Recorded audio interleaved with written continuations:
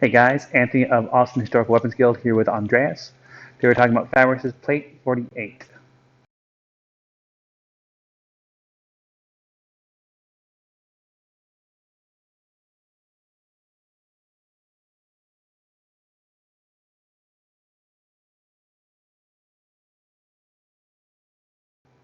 In Plate 48, Fabris shows a wound of a fourth against a second, and notably a second who's been deceived trying to parry with their left hand.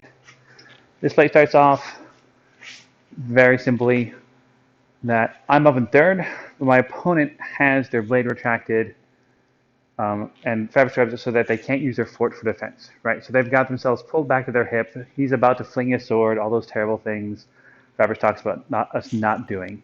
And our opponent is looking to, or very clearly putting themselves in a position where they can only protect themselves with their left hand. So the goal here is I want to make him move as much as he can with his hand to give myself a larger time for an opening to create a bigger deceit. So I'm going to do this by feinting towards his right hip.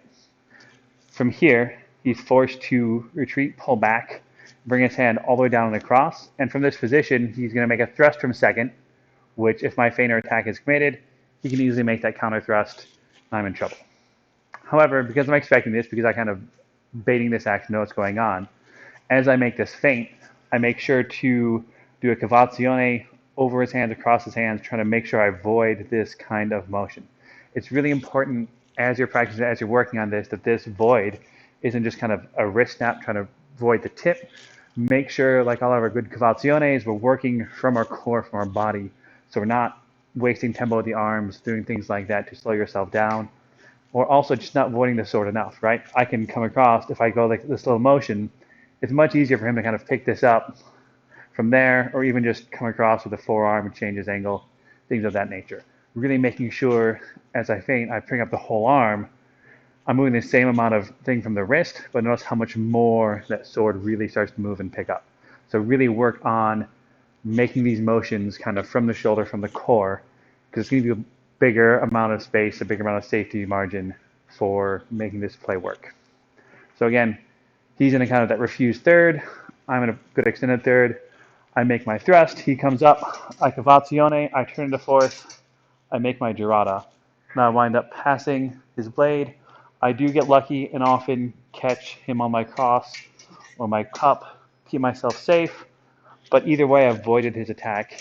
So as he lunges through, as he comes in, there's no contact, and I've got that angled guard protecting me as I move through. So again, third against diffuse position, I feint, I cavazione into a girata, making a wound as he drives himself forward.